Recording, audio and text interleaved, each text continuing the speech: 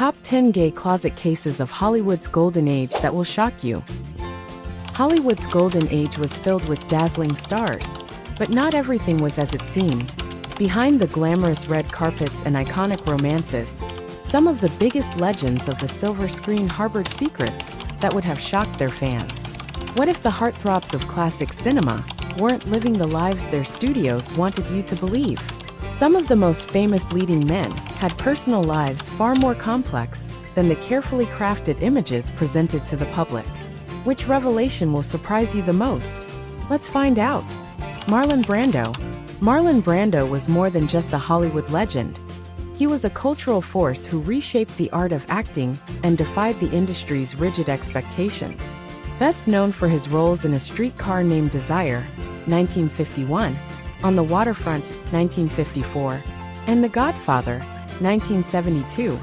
Brando captivated audiences with his raw intensity and unconventional approach to performance. However, his personal life was just as layered and enigmatic as the characters he portrayed. For decades, rumors have swirled about his romantic relationships, with many claiming he had deep connections with both men and women. Unlike many of his contemporaries, Brando did not vehemently deny rumors about his private life. In a 1976 interview with a French journalist, he made a groundbreaking statement: "Homosexuality is so much in fashion it no longer makes news. Like a large number of men, I too have had homosexual experiences, and I am not ashamed." This rare admission was remarkable, given that Hollywood in the mid-20th century actively suppressed any deviation from traditional masculinity. Studios controlled their actors' public images, often forcing gay or bisexual stars into staged relationships or marriages to maintain a marketable heterosexual persona. One of the most widely discussed claims is Brando's supposed relationship with fellow actor James Dean. According to the book James Dean, Tomorrow Never Comes by Darwin Porter and Danforth Prince, Brando and Dean were involved in an S&M style relationship in which Brando took on a dominant role, while Dean, deeply infatuated, was reportedly more emotionally invested. While some historians question the credibility of this account, the rumors persist, adding to the mystique of their relationship. Brando was also linked to comedian Richard Pryor. In 2018, music producer Quincy Jones stated in an interview that Brando and Pryor had been involved sexually, adding, "He'd anything, a mailbox." James Baldwin, Richard Pryor, Marvin Gaye. Following this claim, Pryor's widow, Jennifer Lee Pryor, confirmed the story, saying that Pryor was open about his bisexuality and even wrote about his same-sex relationships in his personal diaries. However, Pryor's daughter Rain Pryor publicly denied the allegations, calling them an attempt to tarnish her father's legacy. Another figure tied to Brando was James Baldwin, the celebrated writer and civil rights activist. The two were known to be close friends, and their deep admiration for each other led to speculation that their bond may have been more than just platonic. Baldwin never publicly labeled his sexuality, though he was known to have had relationships with men.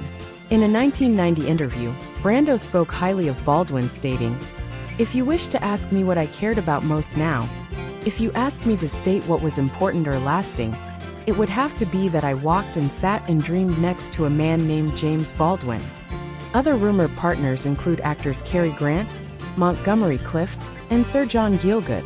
Biographer Darwin Porter claimed in Brando Unzipped that Brando had brief affairs with these Hollywood legends, though many experts consider Porter's books to be highly speculative. Brando's defiance of Hollywood norms extended far beyond his personal life. Professionally, he rejected the rigid acting techniques of the past and helped revolutionize film performance through method acting.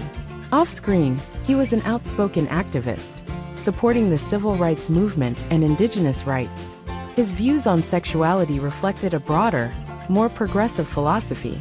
Unlike many of his peers who lived in fear of exposure, Brando did not feel the need to fit into any particular label. His openness about his past experiences, even in an era when such admissions could have ended a career, set him apart. James Dean. James Dean remains one of Hollywood's most iconic figures.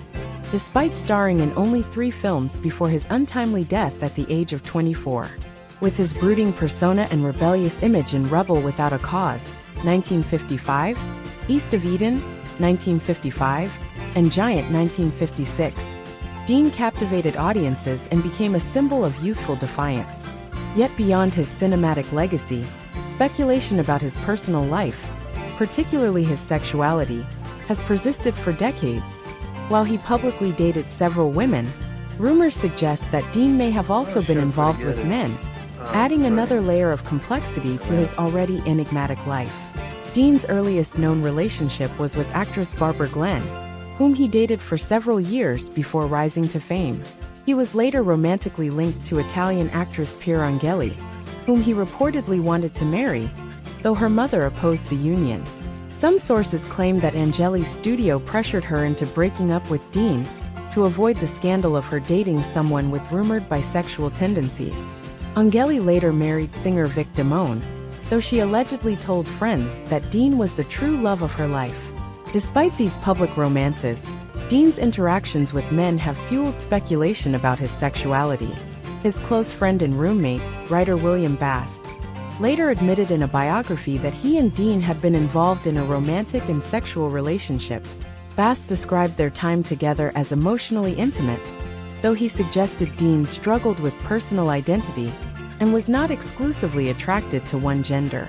Other sources claim that Dean engaged in relationships with influential men in Hollywood, possibly as a means of advancing his career. The most infamous of these alleged relationships was with Rogers Brackett, a well-connected radio director who took Dean under his wing. Some accounts suggest that Brackett was Dean's mentor and possibly more, though no definitive proof exists. Another persistent rumor links Dean to Marlon Brando. According to author Darwin Porter, Dean and Brando shared a sadomasochistic relationship in which Brando assumed the dominant role, while Dean was reportedly more emotionally invested. However, the credibility of Porter's claims has been debated, with many arguing that he sensationalized celebrity relationships without substantial evidence.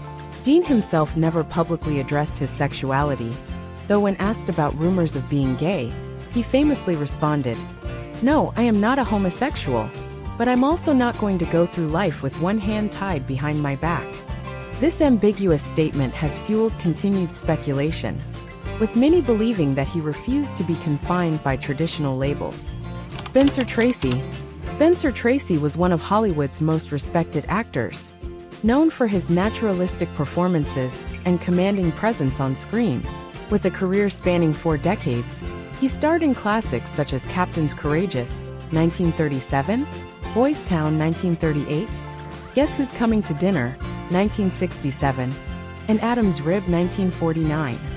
His talent earned him 9 Academy Award nominations, with 2 wins for Captain's Courageous and Boys Town. However, despite his success, Tracy's personal life was deeply complex, shrouded in secrecy, and marked by inner turmoil. While his long-term relationship with Katharine Hepburn is widely known, speculation about his sexuality has persisted for years, with some sources suggesting that Tracy may have had romantic relationships with men. Tracy was married to actress Louise Treadwell from 1923 until his death in 1967. However, their marriage was strained, partly due to Tracy's devout Catholic faith, which prevented him from divorcing despite their long periods of separation. The couple had 2 children, one of whom was born deaf, which deeply affected Tracy and contributed to his lifelong struggles with guilt and depression. While publicly maintaining the image of a devoted husband, Tracy was known for his heavy drinking and extramarital affairs, including his well-documented 26-year romance with Katharine Hepburn. Despite his public relationships with women, some Hollywood insiders have suggested that Tracy was bisexual. One of the strongest claims comes from Hollywood historian William J. Mann, who wrote in Kate, the woman who was Hepburn, that Tracy's relationship with Hepburn was less romantic than widely believed. According to Mann, their connection was one of companionship and convenience, providing both stars with cover in an industry that demanded rigid adherence to traditional gender roles. Another recurring rumor involves actor John Derek, who was allegedly involved with Tracy in a long-term secret relationship. Some biographers and insiders have speculated that Tracy's deep Catholic guilt made it impossible for him to fully embrace his true self. Richard Gully, a well-connected Hollywood insider, casually mentioned Tracy's sexuality in conversations, further fueling speculation. Tracy's daughter, Susie Tracy, has firmly denied such claims, dismissing them as absurd. Tracy's struggles with alcoholism and depression were well documented, with friends recalling his bouts of self-destructive behavior. He was known to disappear for days on drinking binges, sometimes becoming violent and erratic. His personal demons only seemed to intensify in his later years, particularly as his health declined. Despite these struggles, Tracy remained a beloved figure in Hollywood, respected for his unmatched talent and dedication to his craft. Rock Hudson. Rock Hudson was one of the biggest heartthrobs of Hollywood's golden age, known for his towering stature, deep voice, and classic good looks. As a leading man in films such as Magnificent Obsession, 1954, Giant, 1956, and Pillow Talk, 1959, he became the embodiment of the ideal American male, charming, masculine, and irresistibly romantic. However, behind this carefully crafted image, Hudson lived a double life, concealing his homosexuality in an era when being openly gay could end a Hollywood career.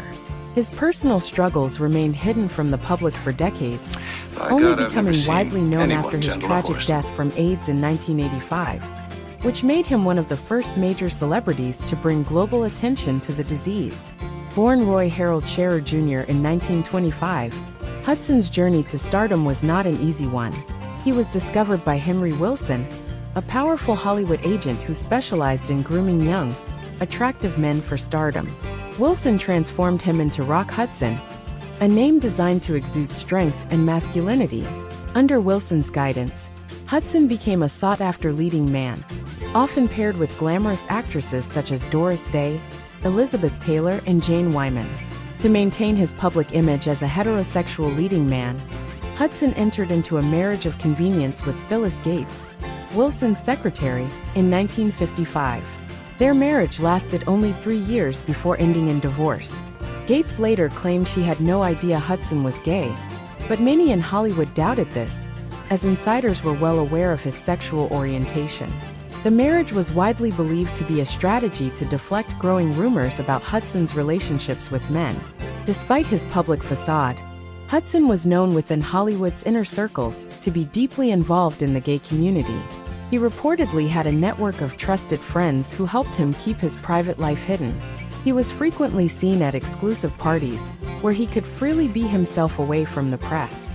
According to close acquaintances, he had several long-term relationships, including with actor Lee Garlington and naval officer Mark Christian, though none of these relationships could ever be publicly acknowledged during his lifetime.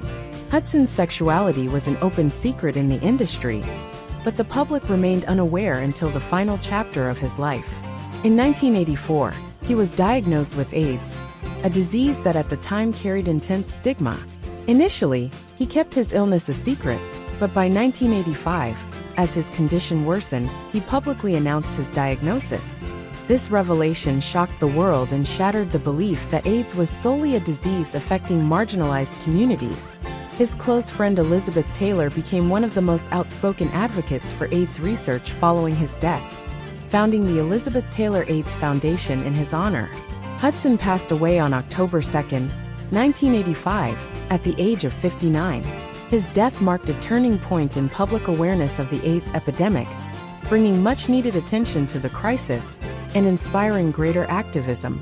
While his career had been defined by his carefully curated Hollywood image, his legacy is now equally shaped by his role in changing the conversation around AIDS and LGBTQ+ rights in Hollywood. Today, he is remembered not only as one of cinema's greatest leading men, but also as a tragic figure whose struggles reflect the rigid constraints of the era in which he lived. Montgomery Clift. Montgomery Clift redefined Hollywood's leading man with his raw, emotionally intense performances. Starring in classics such as Red River, 1948, A Place in the Sun, 1951, and From Here to Eternity, 1953, Clift captivated audiences with his vulnerability and authenticity.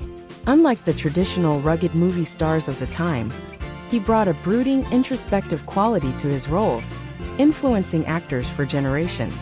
Behind the camera, his personal life was marked by secrecy, inner turmoil, and a refusal to conform to Hollywood's rigid expectations. Clift never fit into the studio system.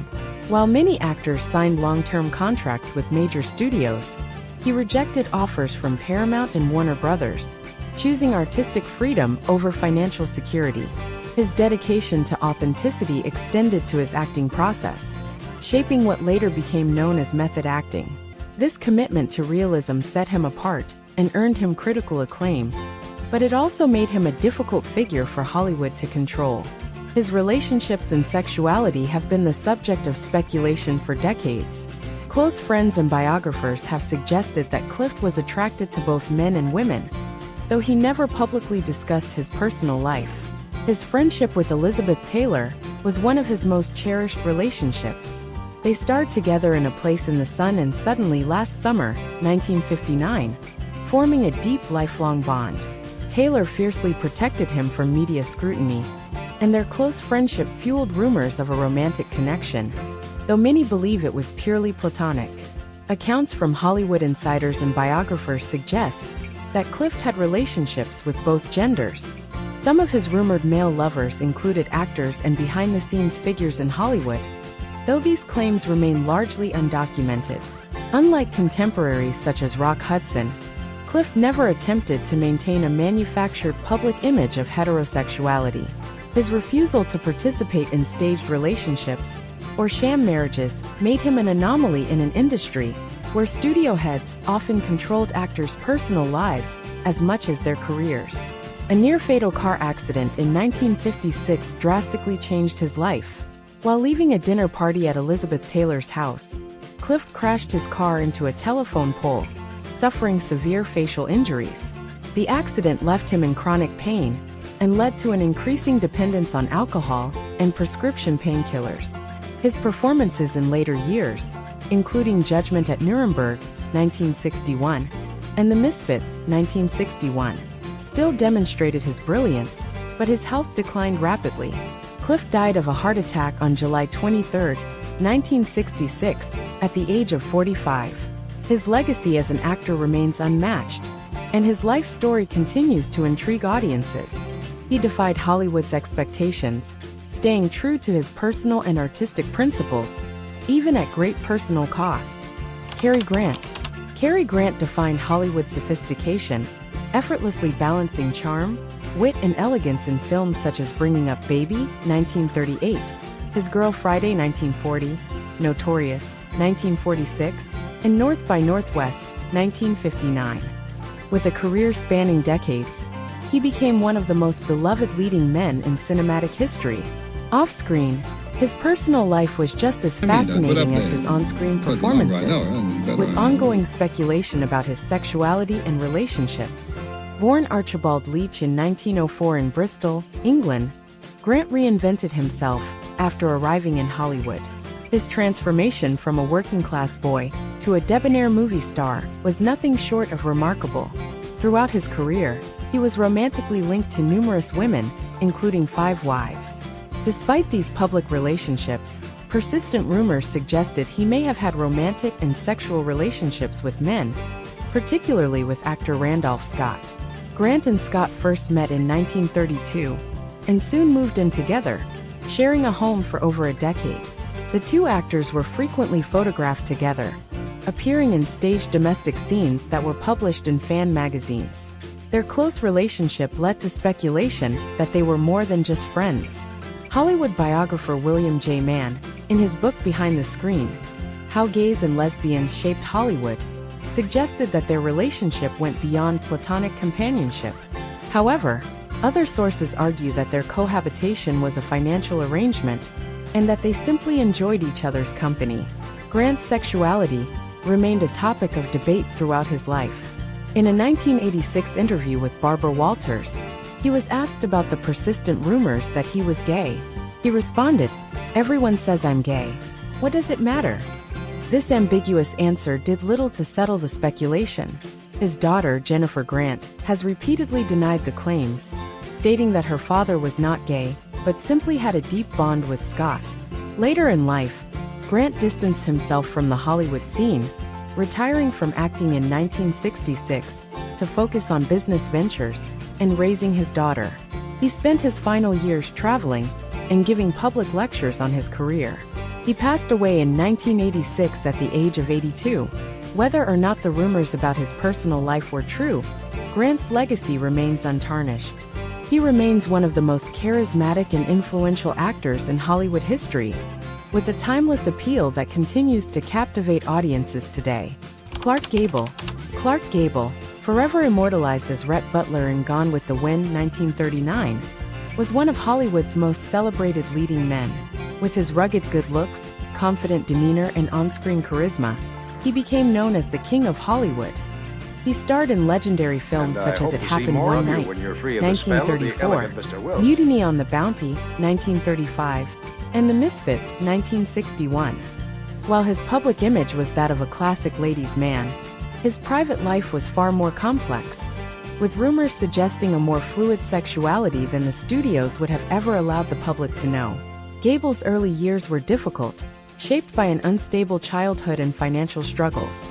Born in 1901 in Ohio, he pursued acting despite his father's disapproval. His first wife, Josephine Dillon, was a theater coach and 17 years his senior. She played a key role in refining his voice, posture, and screen presence, essentially shaping him into a leading man. Many believe their marriage was one of convenience rather than romance, as Dillon helped launch his career. Despite his image as a womanizer, rumors about Gable's interactions with men persisted. One of the most notable claims involves his alleged relationship with William Haynes, an openly gay actor in 1920s Hollywood. Haynes, known for refusing to hide his sexuality, was close friends with Joan Crawford, who also had a deep connection with Gable. Some sources suggest that Gable and Haynes had a brief affair, though this remains speculative. A more widely discussed rumor surrounds Gable's alleged discomfort with Gone with the Wind director George Cukor, an openly gay filmmaker. Reports suggest that Gable was so uneasy about Cukor's knowledge of his past relationships with men that he pressured the studio to replace him. The reason given publicly was creative differences, but speculation persists that Gable refused to work with someone who might expose private details of his life. In contrast to these claims, Gable had numerous highly publicized relationships with women. He was married 5 times, with his third wife, Carol Lombard, often described as the love of his life. Their marriage was cut short by Lombard's tragic death in a 1942 plane crash, an event that deeply affected Gable for the rest of his life. Gable remained a Hollywood icon until his death in 1960 at age 59. While much of his personal life remains a mystery, he left behind a legacy of unforgettable performances and an enduring influence on Hollywood masculinity. Raymond Burr. Raymond Burr became a household name through his iconic roles as Perry Mason in Perry Mason, 1957 to 1966, and as the wheelchair-bound detective Robert Ironside in Ironside, 1967 to 1975. His commanding presence and deep voice made him a perfect fit for authoritative roles, and his portrayal of the brilliant defense attorney in Perry Mason remains one of television's most legendary performances. While his career was well documented, his personal life was shrouded in mystery, carefully constructed to conceal the truth about his relationships. Burr was born in 1917 in Canada and later moved to California, where he pursued acting. Before achieving success in television, he worked in radio and film, often playing villains in noir classics like Rear Window, 1954. Unlike many actors of his era, Burr managed to keep much of his private life hidden from the public. Over the years, he fabricated tragic backstories that included 2 deceased wives and a son who allegedly died of leukemia. However, there is no evidence that any of these people ever existed, leading many to believe that these stories were created to deflect attention from his real personal life. Burr was, in fact, in a long-term romantic relationship with actor and businessman Robert Benavides. The two met in 1960 on the set of Perry Mason and remained partners for over 30 years until Burr's death. They lived together on a ranch in Sonoma County, California, where they cultivated orchids and operated a successful vineyard. Despite their commitment to each other, they had to keep their relationship private due to the strict societal and industry expectations of the time. Hollywood in the mid-20th century was not a safe place for actors to be openly gay. Many, like Burr, either married or fabricated stories to protect their careers. The pressure to maintain a heterosexual image was immense, and Burr's choice to create fictional marriages may have been his way of shielding himself from unwanted scrutiny. Unlike actors such as Rock Hudson, whose sexuality was revealed after his death, Burr's private life remained largely undisclosed until later years, when Benavides confirmed the nature of their relationship.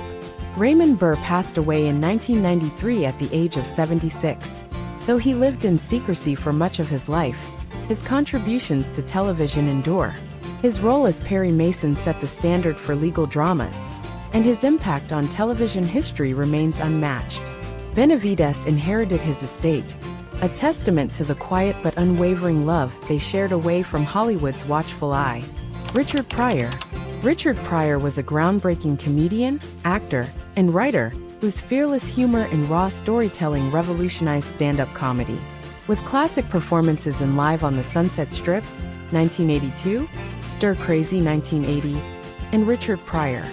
Here and Now, 1983, he pushed boundaries, addressing race, addiction, relationships, and his own troubled past with brutal honesty. His influence on modern comedians is immeasurable, as he paved the way for artists like Eddie Murphy, Chris Rock, and Dave Chappelle. Beyond his comedic brilliance, Pryor's personal life was marked by intense struggles, multiple marriages, and controversial revelations about his sexuality that continue to spark discussion. Pryor was born in 1940 in Peoria, Illinois, into a difficult upbringing. His mother was a prostitute, and he was raised in his grandmother's brothel, witnessing violence and chaos from an early age. These experiences shaped his comedy, infusing it with a rawness and vulnerability that resonated with audiences. He began his career performing clean, mainstream comedy in the early 1960s, but after a transformative experience in Las Vegas, he abandoned that approach in favor of the unfiltered, brutally honest style that made him famous. His personal life was as turbulent as his career. Pryor was married 7 times to 5 different women, had multiple affairs, and fathered 7 children. He battled lifelong struggles with drug addiction, particularly cocaine, which led to several near-death experiences, including the infamous 1980 incident, in which he set himself on fire while freebasing. Despite these personal demons, he remained one of the most beloved and respected comedians of his time. In 2018, music producer Quincy Jones made headlines when he claimed that Pryor had an intimate relationship with legendary actor Marlon Brando. According to Jones, Brando would *** anything. Anything. A mailbox. James Baldwin. Richard Pryor. Marvin Gaye. *** The claim shocked many, but Pryor's widow, Jennifer Lee Pryor, confirmed it, stating that Pryor had been open about his bisexuality among friends, and even documented his relationships with men in his diaries. She famously added, "It was the 70s. Drugs were still good, especially Quaaludes. If you did enough cocaine, you'd *** a radiator and send it flowers in the morning." Pryor himself had previously hinted at his fluid sexuality in his comedy. In one of his routines, he joked about having slept with a man once, quickly adding, "Just once. No, maybe twice." Though he never publicly labeled himself, his relationships with both men and women suggest he was more open-minded about sexuality than many of his contemporaries. In his later years, Pryor's health declined due to multiple sclerosis, a disease that left him wheelchair-bound. He passed away in 2005 at the age of 65. His legacy remains unparalleled, not only as one of the greatest comedians of all time, but as a man who defied convention, both in his art and in his personal life. His fearless approach to comedy and life ensured that his influence would endure for generations. Anthony Perkins. Anthony Perkins remains best known for his chilling portrayal of Norman Bates in Alfred Hitchcock's Psycho, 1960, a role that cemented his status as a horror icon, while his talent extended beyond suspense films, earning him critical acclaim in Friendly Persuasion, 1956, Fear Strikes Out, 1957, and The Trial, 1962. His personal life was defined by secrecy and inner conflict. Hollywood's rigid expectations forced him to conceal his true self, living a double life that only became clearer after his death. Perkins was born in 1932, the son of stage and screen actor Osgood Perkins. His father's sudden death when Anthony was just 5 years old cast a long shadow over his childhood. Raised by an overprotective mother, he struggled with deep insecurities, which later manifested in his acting style, giving his performances an intense, often fragile quality. His natural talent led to a meteoric rise in Hollywood, but behind the scenes, he was trapped by the industry's unspoken rules regarding sexuality. For most of his early life, Perkins had romantic relationships exclusively with men. Hollywood historian William J. Mann and biographer Charles Weinkauf have documented his affairs with actors such as Tab Hunter and Rock Hudson, as well as composer Stephen Sondheim and dancer Rudolf Nureyev. During the 1950s and 1960s, when the Hollywood studio system controlled the public image of its stars, being openly gay could destroy a career. Perkins was painfully aware of this, and, unlike some of his contemporaries, did not engage in high-profile staged relationships with women to protect his reputation. Instead, he remained single, focusing on his work. It wasn't until his late 30s that Perkins had his first experience with a woman. At the urging of friends who believed he needed to conform to societal expectations, he began exploring heterosexual relationships. In 1973, at the age of 41, he married photographer Berinthia Barry Berenson. The marriage surprised many, as Perkins had never publicly shown interest in women before. However, the couple remained together for nearly 2 decades and had 2 sons, one of whom, Oz Perkins, later became an actor and director. Despite his marriage, Perkins' past was never far behind him. He continued to struggle with his identity, and in his later years, sought therapy to reconcile his private and public personas. In 1990, the National Enquirer revealed that he had been diagnosed with AIDS, a fact he had kept secret. 2 years later, in 1992, he passed away at the age of 60. His widow, Barry Berenson, tragically died in the 9/11 terrorist attacks in 2001. Perkins' life reflects the painful reality faced by many actors of his era, talented, celebrated, but forced into secrecy. While his portrayal of Norman Bates made him immortal in Hollywood history, his personal struggles serve as a reminder of the rigid constraints that once defined the entertainment industry. Hollywood's golden age was filled with glamour, but behind the scenes, many stars lived lives far more complex than the images they portrayed on screen. From Marlon Brando's candid admissions to James Dean's mysterious relationships, these stories challenge the traditional narratives of Hollywood's most legendary figures. The secrecy and speculation surrounding their personal lives reveal just how much the industry, and society, has evolved in its understanding of identity and sexuality. Which of these revelations surprised you the most? Do you think Hollywood has changed enough? Or are there still untold stories waiting to be uncovered? Let us know your thoughts in the comments. If you enjoyed this deep dive into classic Hollywood, don't forget to like this video, share it with fellow film fans, and subscribe to All About Hollywood for more fascinating stories from Tinseltown's past. Thanks for watching, and we'll see you in the next video.